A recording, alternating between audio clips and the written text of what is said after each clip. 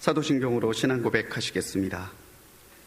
전능하사 천지를 만드신 하나님 아버지를 내가 믿사오며 그 외아들 우리 주 예수 그리스도를 믿사오니 이는 성령으로 잉태하사 동정녀 마리아에게 나시고 본디오 빌라도에게 고난을 받으사 십자가에 못 박혀 죽으시고 장사한 지 사흘 만에 죽은 자 가운데서 다시 살아나시며 하늘에 오르사 전능하신 하나님 우편에 앉아 계시다가 저리로서 산자와 죽은 자를 심판하러 오시리라. 성령을 믿사오며 거룩한 공회와 성도가 서로 교통하는 것과 죄를 사하여 주시는 것과 몸이 다시 사는 것과 영원히 사는 것을 믿사옵나이다. 아멘. 오늘 이 새벽 하나님께서 우리에게 주시는 말씀은 요한계시록 13장의 말씀입니다. 제가 받들어 읽습니다. 내가 보니 바다에서 한 짐승이 나오는데 뿔이 10이요 머리가 7이라. 그 뿔에는 10 왕관이 있고 그 머리들에는 신성모독하는 이름들이 있더라. 내가 본 짐승은 표범과 비슷하고 그 발은 곰의 발 같고 그 입은 사자의 입 같은데 용이 자기의 능력과 보좌와 큰 권세를 그에게 주었더라. 그의 머리 하나가 상하여 죽게 된 것 같더니 그 죽게 되었던 상처가 나음에 온 땅이 놀랍게 여겨 짐승을 따르고 용이 짐승에게 권세를 주므로 용에게 경배하여 짐승에게 경배하여 이르되 누가 이 짐승과 같으냐 누가 능히 이와 더불어 싸우리요 하더라. 또 짐승이 과장되고 신성모독을 말하는 입을 받고 또 42달 동안 일할 권세를 받으니라. 짐승이 입을 벌려 하나님을 향하여 비방하되 그의 이름과 그의 장막 곧 하늘에 사는 자들을 비방하더라. 또 권세를 받아 성도들과 싸워 이기게 되고 각 족속과 백성과 방언과 나라를 다스리는 권세를 받으니 죽임을 당한 어린 양의 생명책에 창세 이후로 이름이 기록되지 못하고 이 땅에 사는 자들은 다 그 짐승에게 경배하리라. 누구든지 귀가 있거든 들을지어다. 사로잡힐 자는 사로잡혀 갈 것이요 칼에 죽을 자는 마땅히 칼에 죽을 것이니 성도들의 인내와 믿음이 여기 있느니라. 내가 보매 또 다른 짐승이 땅에서 올라오니 어린 양같이 2 뿔이 있고 용처럼 말을 하더라. 그가 먼저 나온 짐승의 모든 권세를 그 앞에서 행하고 땅과 땅에 사는 자들을 처음 짐승에게 경배하게 하니 곧 죽게 되었던 상처가 나은 자니라. 큰 이적을 행하되 심지어 사람들 앞에서 불이 하늘로부터 땅에 내려오게 하고 짐승 앞에서 받은 바 이적을 행함으로 땅에 거하는 자들을 미혹하며 땅에 거하는 자들에게 이르기를 칼에 상하였다가 살아난 짐승을 위하여 우상을 만들라 하더라. 그가 권세를 받아 그 짐승의 우상에게 생기를 주어 그 짐승의 우상으로 말하게 하고 또 짐승의 우상에게 경배하지 아니하는 자는 몇이든지 다 죽이게 하더라. 그가 모든 자 곧 작은 자나 큰 자나 부자나 가난한 자나 자유인이나 종들에게 그 오른손에나 이마에 표를 받게 하고 누구든지 이 표를 가진 자 외에는 매매를 못하게 하니 이 표는 곧 짐승의 이름이나 그 이름의 수라. 지혜가 여기 있으니 총명한 자는 그 짐승의 수를 세워보라. 그것은 사람의 수니 그의 수는 666이니라. 아멘. 할렐루야. 하나님의 크신 은혜와 사랑이 변함없이 기도로 새벽을 깨워가는 우리 모든 성도님들과 동행하시기를 주님의 이름으로 간절히 축원합니다. 우리 함께 계속해서 요한계시록의 말씀으로 새벽을 깨워가고 있는데요. 오늘 13장의 말씀에서는 2 짐승의 이야기를 중심으로 이 성경의 내용이 전개가 됩니다. 세상을 미혹하고 교회를 넘어뜨리려고 하는 사단의 공격이 이제 본격화됩니다. 오늘 말씀에서는 앞에 한 짐승 그리고 또 다른 뒤에 짐승이 나옵니다. 앞에 짐승이 바다에서 왔다면 이 뒤에 짐승은 땅에서 올라옵니다. 19장 20절에 있는 거짓 선지자와 짝을 이루어 설명되는 것을 미루어 생각해 본다면요, 이 2 짐승은 교회를 위협하는 국가나 정치체제 아니면 거짓 교리와 이적으로 교회를 미혹하는 존재로 이해할 수 있을 거예요. 이 두 짐승을 통해 교회는 또 한 번의 신앙의 위협과 또 유혹을 받습니다. 오늘 13장의 내용을 우리가 살펴보면서 어려움 가운데 또는 사단의 공격과 세상의 유혹을 살아가는 성도들이 어떻게 해야 영적인 승리를 얻을 수 있는가, 그 영적인 진리에 대해서 우리가 짐작해보고 깨달아볼 수 있습니다. 성도가 세상과 또 사단의 공격으로부터 이기려면요, 우리는 이적에 미혹되는 것이 아니라 주님을 바라보는 신앙을 가져야 합니다. 1절에 바다에서 올라오는 짐승은 용의 하수인입니다. 다니엘서 7장 1절로 8절에도 짐승에 대한 묘사가 나오는데요, 다니엘서에 있는 묘사와 오늘 이 요한계시록 13장의 묘사가 너무나 유사하게 진행이 돼요. 오늘 말씀을 보면 10개의 뿔이 있습니다. 그리고 7의 머리가 있고 왕관을 쓰고 있죠. 뿔은 권세를 상징합니다. 여기서 말하는 뿔은요, 세상의 권세예요. 그런데 오늘 이 13장의 말씀을 잘 읽어보면 이 바다의 짐승이 이 권세를 가지고 신성모독, 하나님의 영광을 가리고 하나님을 참남되게 일컫고 있는 것을 보고 있습니다. 11절에는 두 번째의 짐승이 나오죠. 이 두 번째의 짐승은요, 어린 양처럼 뿔이 있대요. 어린 양. 요한계시록에서 어린 양은 예수님을 상징하죠. 그런데 이 두 번째 짐승이 어린 양과 같이 뿔을 가지고 있다는 것은 그가 그리스도인 것처럼 자신을 가장하고 있다는 것을 나타내고 있습니다.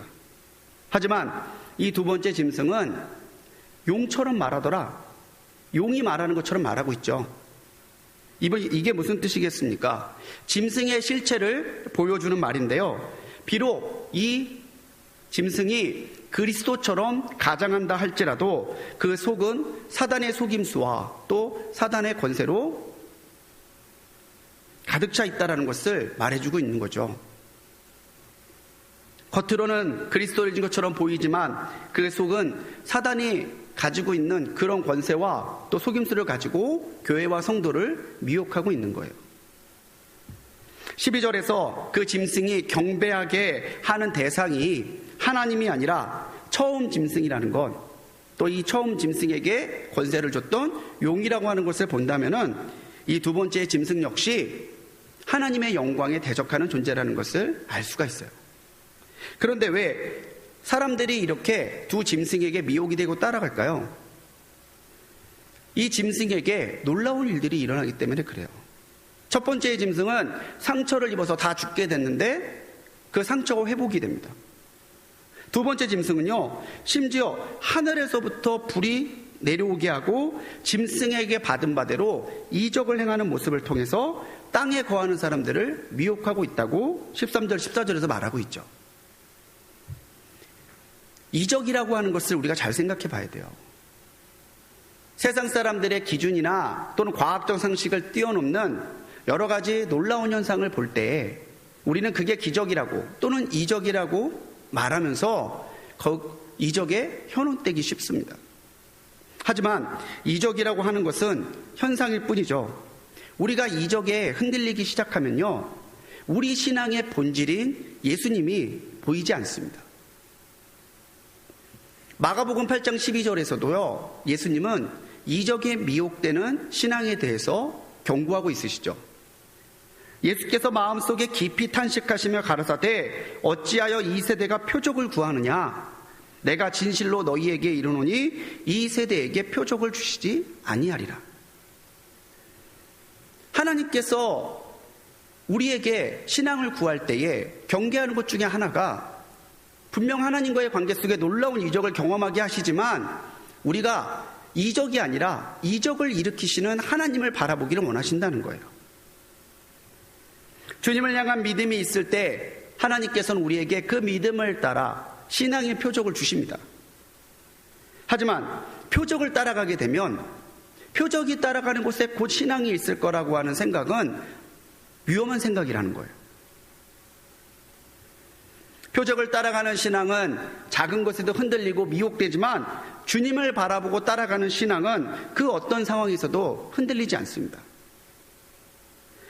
우리가 기억해야 될 것은요, 우리에게 주신 가장 큰 표적, 가장 완전한 표적은 바로 십자가의 보혈밖에 없다는 사실입니다. 최근에 여러 이단들이 초자연적인 표적이나 또는 사회적으로 구제 같은 여러 겉으로 드러나는 일들을 보여주면서 자기들이 잘못된 단체가 아니다, 잘못된 진리를 가르치는 단체가 아니다라는 것을 미혹하고 있지만, 이 시대의 성도들은요, 그런 표적을 넘어서는 진실을 볼 수 있는 분별력을 가지고 살아가야 될 거예요. 이런 표적을 넘어서는 십자가의 표적으로 우리가 그 속임수를 밝혀내고, 우리는 이적을 따라가는 사람들이 아니라 오직 예수 그리스도만을 믿고 따라가는 사람이라는 것을 세상 가운데 드러내며 살 때에 우리는 세상 가운데 내가 진실한 그리스도인임을 선포할 것이고, 우리가 믿는 하나님이 참 하나님이시라는 것을 드러내며 사는 증인의 삶을 살 수 있을 줄로 믿습니다. 눈앞의 현상인 이적이 아니라 우리 신앙의 본질이신 그리스도 예수만을 바라보는 우리 성도님들이 되시기 바랍니다. 우리가 이기는 신앙이 되려면요, 우리가 고난을 견디는 신앙이 돼야 돼요. 짐승의 핍박이 본격적으로 이루어지죠. 6절에서는요, 첫 번째 짐승이 하나님과 천국에 들어간 이들을 비방하는 것을 봅니다. 7절에서는요, 권세를 받아서 성도와 싸워요. 세상은 끊임없이 성령과 하나님의 대적하는 악령들이 부딪히는 삶의 전장이죠. 이걸 영적 전쟁이라고 해요. 그래서 성도들도 영적 전쟁의 한가운데에 서 있는 사람들이죠. 두 번째 짐승은 첫 번째 짐승을 위해서 우상을 세웁니다. 그리고 우상에게 경배하도록 하죠. 여기서 땅에 사는 사람들이라고 하는 것은 생명책에 기록되지 않은 불신자들을 지칭하는 말이에요. 15절에서는요, 그 우상에 경배하지 않는 사람들은요, 몇이든지 다 죽입니다. 생명의 위협. 그뿐입니까? 오른손과 이마에 표를 받게 하고요, 그 표가 없으면 매매를 못해요. 경제활동, 사회활동이 안 되는 거죠. 목숨의 위협, 또 삶을, 생존을 위한 가장 기본적인 행동조차 못하게 하는 이 고난 앞에서 많은 사람들이 우상을 따라가고 우상에게 미혹이 되고 짐승에게 굴복하는 것을 이 13장에서 우리는 볼 수 있습니다. 여기서 신앙의 모습이 분명하게 대조를 보여주죠. 초대교회의 성도들은 자기의 신앙을 지키기 위해 목숨도 내어놓고 순교의 잔도 마다하지 않았습니다. 제사를 압류당하고 경제적인 모든 권리를 박탈당했죠. 사회적으로도 수치를 당했고, 정말 신앙 때문에 무덤, 카타콤베라고 하죠. 그 어두운 곳으로 가는 것도 마다하지 않았어요. 그렇기 때문에 초대교회에도 문제가 있었고 초대교회에도 고난이 있었지만 초대교회의 성도들로 인해서 주님의 교회는 더욱더 흥황하고 왕성해지는, 말씀이 흥황해지는 역사가 일어났다라는 거죠. 10절 말씀에 인내와 믿음이 여기에 있다라고 요한은 증거해요. 인내와 믿음은요, 고난 때 빛나는 거죠. 오늘 우리가 택해야 되는 신앙의 모습도 바로 이것입니다.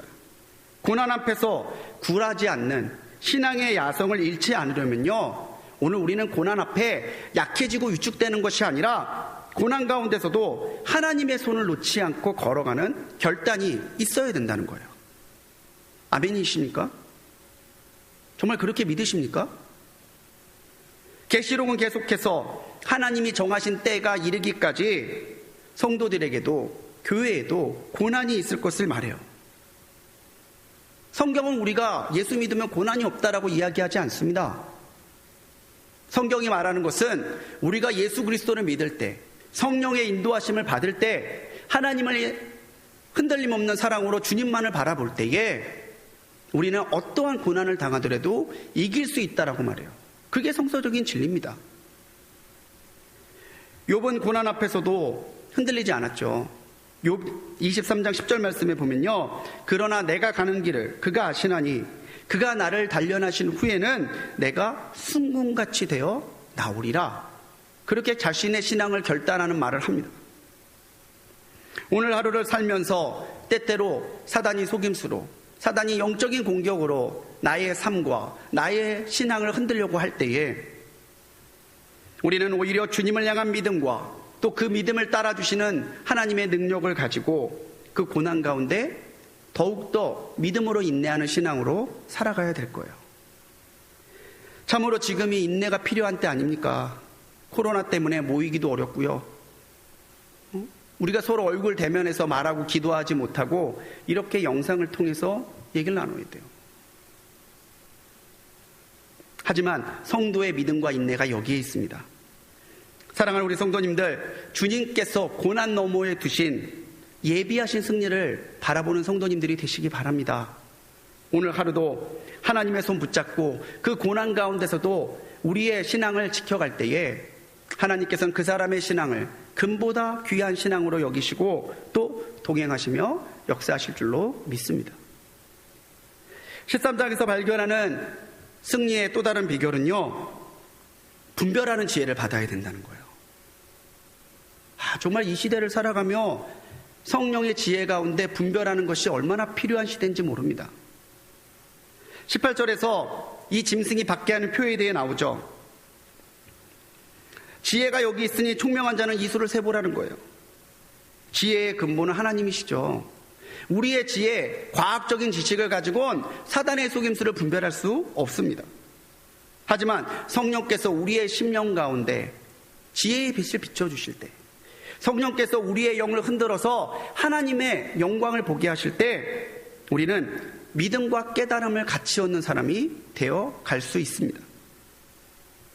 믿음과 깨달음 없는 자, 분별이 없는 자는 이 표를 받고 짐승의 노예가 되지만 주님께 주신 지혜를 통해 총명함이 있는 사람은 그 수를 능히 셀 수 있고 그 사람의 수, 짐승의 수 666을 분별할 수 있는 성령의 지혜를 하나님께 받을 수 있다는 거죠. 우리가 생각 없이 살아가면 안 돼요. 이 666에 대한 여러 가지 해석들이 있지만 대부분의 성서학자들은 이 666의 숫자를 그렇게 해석을 해요. 히브리어는요, 알파벳보다 이 알파벳마다 고유의 수가 있습니다. 근데 이 히브리어를 가지고 풀 때에 황제 네론 가이사라고 하는데 황제 네로의 그 이름의 수를 합치면 666이 된대요. 그래서 교회를 핍박했던 네로를 암시한다, 그렇게 보는 학자도 있고요. 다른 학자들은 누구는 특별한 사람, 특별한 어떤 대상을 지칭하는 것이 아니라 하나님의 완전한 수인 7, 그 7에 미치지 못하는 불완전한 수 6을 3번 겹쳐 써서 이 사단이 하나님에 대한 대적하는 존재라는 것을 드러내는 그런 성경의 어떤 계시적인 비밀이라는 거 해석을 해요. 대부분의 학자들은 이렇게 666을 하나님의 손에 못 미치는 숫자로 해석하는 것이 지배적인 해석입니다. 중요한 건요, 이 666이 무슨 뜻이냐가 중요한 게 아니에요. 이 짐승의 위도와 또 지혜학성을 볼 수 있는 믿음의 분별력이 우리에게 있느냐, 그게 더 중요한 거라는 거죠.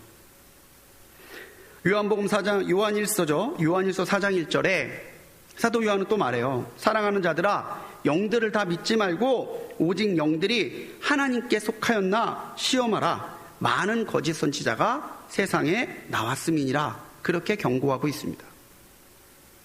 눈에 보이는 대로 다 믿어서 안 되고요, 귀에 들리는 대로 다 그렇게 생각해서는 안 된다는 거죠. 그래서 우리가 하나님께 묻는 신앙이 굉장히 중요한 거예요. 영적인 흐름은 두 가지밖에 없습니다. 성령을 따라 우리에게 주시는 하나님의 역사, 아니면 사단을 따라 세상으로 나가는 사단의 역사, 둘 중에 하나예요. 때때로 우리는 우리의 상식에 합하진 않지만 성령의 역사, 우리의 상식에는 합하지만 그게 타당한 것 같은데 그게 악령의 역사는 아닌지 깨어 분별하는 분별력을 하나님께 간구하는 삶을 살아야 된다는 거죠. 오늘 하루 우리의 일상에서 눈앞의 현상인 이적이 아니라 본질이신 주님을 따라가기 바랍니다. 고난 가운데 위축되는 것이 아니라 고난 너머에 두신 하나님의 승리와 영광을 바라보며 달려가는 용사 같은 신앙이 되시기 바랍니다. 그리고 성령의 역사를 통해 하나님의 지혜로 분별함으로 세상 가운데 미혹되는 존재가 아니라 사단의 공격을 밝히 드러내고 하나님의 역사를 분명하게 증거하며 살아가는 우리가 될 때에 교회는, 성도는 이 코로나 시대에 세상이 바라보고 세상이 찾는 해답이 될 줄로 믿습니다. 우리가 바라보고 우리가 믿어야 될 건, 우리 삶의 해답은 그리스도 예수밖에 없습니다. 정말 주님만 바라보며 승리하는 오늘 하루가 되시기를 주님의 이름으로 간절히 축원합니다. 기도하시겠습니다. 사랑의 하나님, 오늘 우리에게 믿음의 눈을 주옵소서. 오늘 우리에게 하나님의 지혜와 하나님의 권세를 주셔서 사단에게 미혹되는 삶이 아니라 사단의 공격을 이기는 신앙이 되게 하시고, 고난 가운데 인내함으로 더 성숙한 신앙이 되게 하시고, 하나님을 따라가는 증인의 삶이 되도록 인도하여 주옵소서. 우리에게 지혜를 주시고 능력을 주시고 한시도 떠나지 아니하시며 우리와 동행하시는 능력을 더하여 주옵소서. 우리를 구원하신 예수님의 이름으로 간절히 기도드렸습니다. 하늘에 계신 우리 아버지여, 이름이 거룩히 여김을 받으시오며 나라의 임하옵시며 뜻이 하늘에서 이룬 것 같이 땅에서도 이루어지이다. 오늘날 우리에게 일용할 양식을 주옵시고, 우리가 우리에게 죄 지은 자를 사하여 준 것 같이 우리 죄를 사하여 주옵시고, 우리를 시험에 들게 하지 마옵시고 다만 악에서 구하옵소서. 대개의 나라와 권세와 영광이 아버지께 영원히 있사옵나이다. 아멘.